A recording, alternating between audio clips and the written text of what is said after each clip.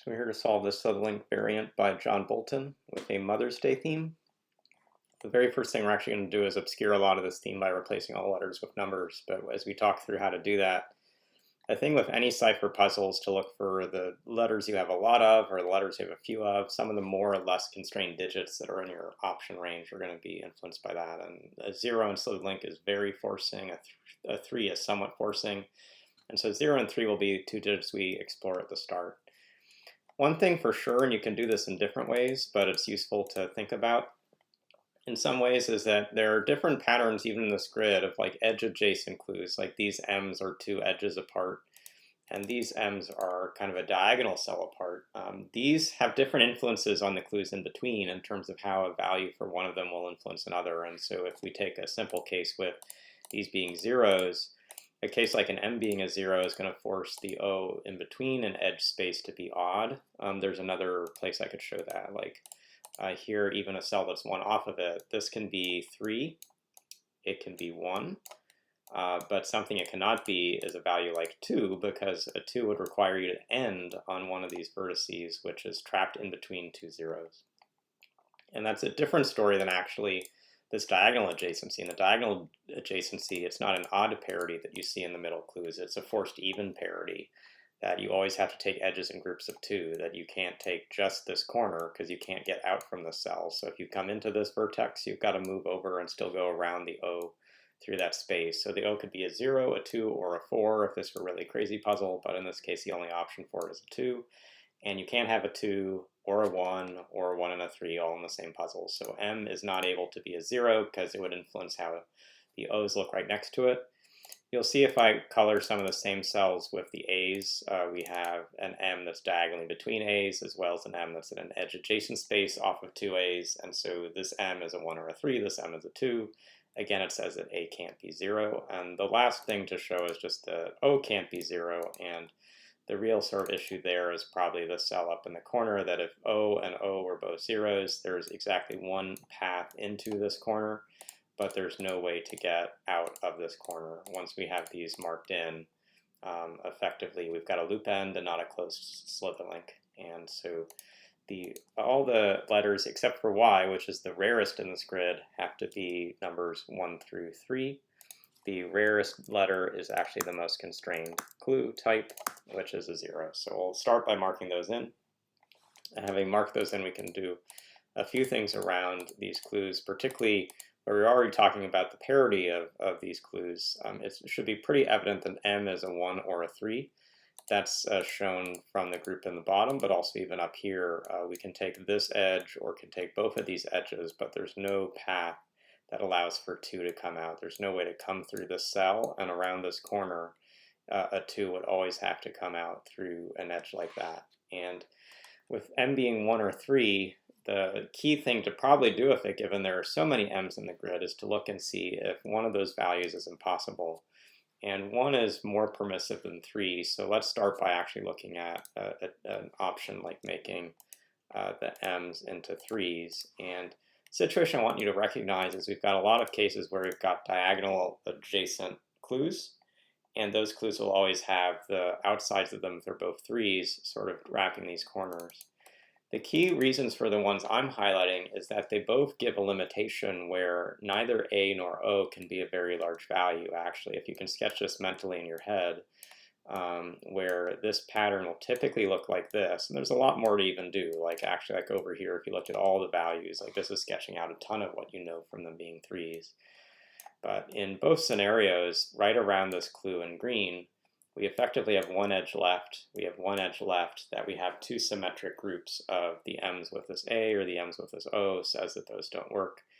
There are other places you could show that around the grid. You could even sketch out a whole set of counterfactuals about why 2 3's up here will cause issues very quickly for other parts of the puzzle. But the takeaway is M is not 3. We already said that M was not 2, so M is going to equal 1. And however you got to proving that out in your head, there's now a much easier set of ways to get the last digits, and that's that we only have 2 and 3 left to go. And while A's look pretty typical in the grid for either of those digits, there is a set of 3 O's that are all diagonally connected. And if your lens is just about the digits 2 and 3, you can't have 3 3s in a diagonal set. There's no way to have the right bends work in the middle. So O is for sure 2. A is the last remaining option of 3, and we can get the whole puzzle set up like this to let us go forward with it. I'm going to now turn off the default tab option, which let me put in numbers, because I'm not going to be putting any more numbers in the grid, but I'm going to turn on two things to just help myself. First of all, I can do extra clicking in the normal composite phase to get colors. I think having on surface will be easier for me.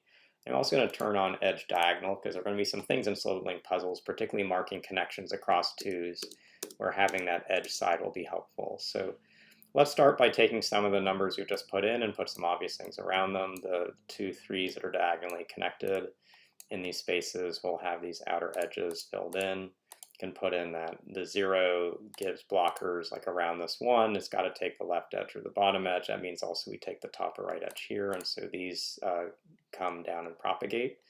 We've actually now put an effective 0 around this 2, and so this is a case, if you're not familiar with it, where there are really just two options for the loop. You can take the top and right edge, or you can take the bottom and left edge, but you'll always be forming a path that, in my notation, I mark as a diagonal, and the remaining place of that diagonal will always be out of that cell. So in this case, it could be down or right, it could be left or up, and the thing to note at this stage of the puzzle is that there's only the left option remaining, so we actually fill in the final value for this one. If we put in how the 3 in this corner will always look, we end up taking this other side of the diagonal. Now it no longer has this option and has to come down, and so we've marked in this effective space. This now is a 0 next to a 1, and so you're not going to come into this corner because you can't come out from this corner, but you also limit here. So we know these connections for sure. We're going to have another diagonal 2 here. Let's see, so for the next place I want to go, we can come to this top corner, in part because we've marked off these edges. So we get the start of this 1. This is the only edge you can actually take in this corner, given the 0 clue below it. We get these two lines drawn around the 3. They'll cancel off this, which will mean that this 3 has to bend this way and have one more end coming out of this. So we can mark these unused ends through the 1, just propagating diagonally. We can do something like that, I think, also in this top corner. So around this corner, we can't take the 1s into an effective 0 where this corner sits. So we've got these two options. But having marked this cell off, this vertex is now also looking like a corner, and so it means that this 2 also is going to be a diagonal shape, and it's going to have one more end that comes out, either out or up, but we're on a border of the grid, so it's got to go to the right. That actually cancels off the other options. It puts this in for sure, and gets us into this 3 clue, which is going to put in these 2 cells.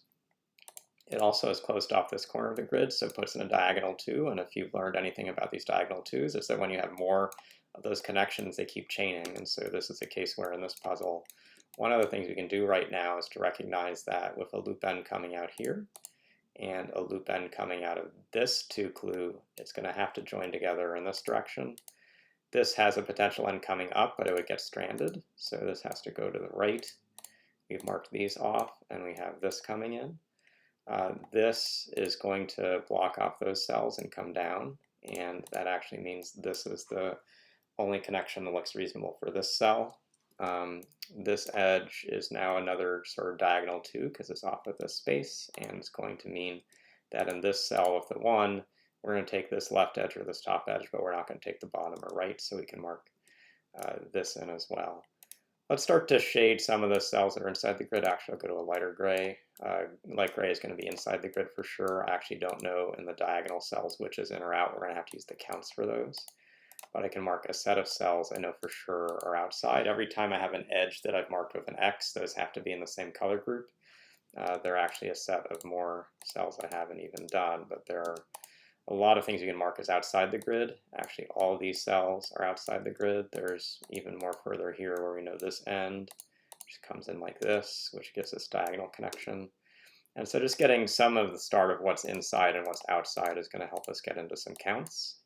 And it looks like along the top is where the counts will probably play out first, and they're coming from recognizing I actually have another diagonal connection around this too, which is going to give one more end to the right, one more end down. Those ends cancel around this 1 because we have to take the left side or top side of this clue, so this 3 must come down, so it doesn't use this cell, so this 1 is over here. forces the top edge, forces this bottom edge. I hadn't marked it yet, but this one has a force connection to the right, and the only end it can connect with is this end, so this end has to stay available for it. This one goes one more cell out. This has only this option straight to the left, which puts in these, forces this now to the right. We've got two effective ends around this 3 clue. One will always come down here out of this open vertex, and then if this came down, you'd form a quick loop. So instead we have to get one loop end out from the top and one loop end out from the bottom of this small corner. And marking that in, we get all of the top, it looks like, actually now set.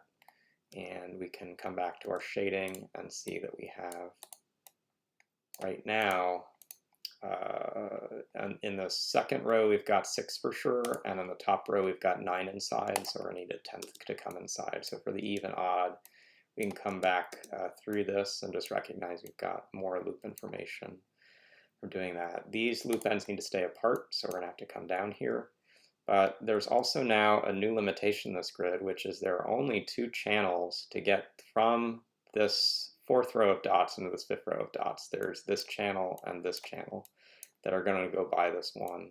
And there are right now 3 ends up top. There's this end, and this end right here. And notice that if this end comes down through this channel, now these 2 ends, they both can't come down below because there are not enough paths for them. They would quickly and immediately connect together. So this path is not the way out. This end has to come to the right. That closes this down. This 2 comes down and over. And we have, again, a fair amount of progress. So if we just mark in now the new cells we know is inside or outside the loop, we're going to be able to get some of the shadings for these remaining cells done. One of the things I see, the 4th row has 6 inside, so this last cell must be outside. That forces this 2 to be inside the loop, and now this has 5 for sure inside the loop, so the last also has to be inside the loop. And so I'll cancel out some of these diagonals, but mark in the new forced loop cells for sure. It's based off the color, which will be these. We've got more we can be shading over here. We've got some more, actually, let's come to this lower left side. There's a lot to do here, even though it actually looks somewhat tricky. We haven't marked all the things around these zeros, but they propagate a 1 connection coming out here, which will always propagate this. We've marked in this 2 diagonal, which means that actually we know for sure the 1 has this shape, and marking in these options where we can't come into this corner, and this is already blocked. This 1 clue will always have an edge coming up, and then it will have either this edge coming to the right or this edge coming down. And a key thing to think about at this stage is how we have potentially these 2 ends of the loop, and they're coming into this corner where everything else in the space is outside the loop. And so while I actually couldn't say for sure if this is inside or outside, there are kind of 2 choices, and there are only these 2 choices. Either this end comes down, and so this end does not. This end has to go outside of this corner, or this end escapes, and then this comes down. And so we end up with an even number of ends entering the space. Again, everything to the left of what I've colored in green is going to be some part of an inside the loop set. And what you can see is if you even put in some more, like, you know, I could tell you that like this cell for sure is inside the loop. And so what I've got to think about is if this end connects to this end and then all these ends connect together, I've really locked off the loop too quickly. The only loop shape that makes sense is for the loop end that's coming in to connect to be this one. But now these ends have to avoid until they've included the rest of the space. So this comes down, these come over. And this is the only way to get one big loop, is to keep all the cells I'm now marking in gray as inside the loop and have this end in particular move over to the right. So that was a quick amount of progress. We've got some more we can be marking here. We've got to get this end over and into the grid, and that's going to come through this cell. And in marking that in, we now will see that we've got a total of 7 in this column, so we need to grab the 8th, but this will be unused. And in having that shaped up, we've got 1, 2, 3, 4, 5, 6 overall in the space, so this will always be outside the loop, and can now mark that in for sure. We can do a little more by shading, and this is probably the first time we're going to have a really cool even rows and columns constraint come to bear.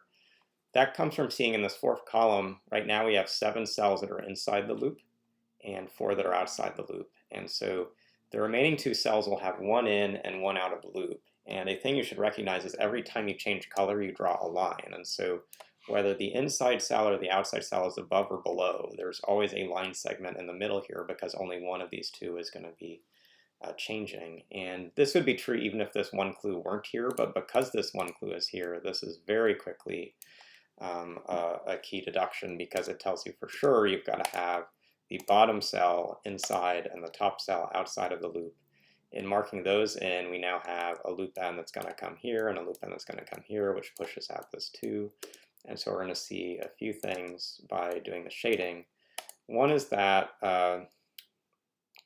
we have now this free end that's still got to come out and connect somewhere, and there's a lot of sort of closures up above. So the only connection it can make is through this cell and into this end. And so collectively, the top of the loop is now fairly constrained. There's an either-or cell we don't know yet about, but this whole loop is connected, and these two ends, if they got connected, would shortcut the overall having one loop goal. You would have too many loops because you'd close the loop too soon.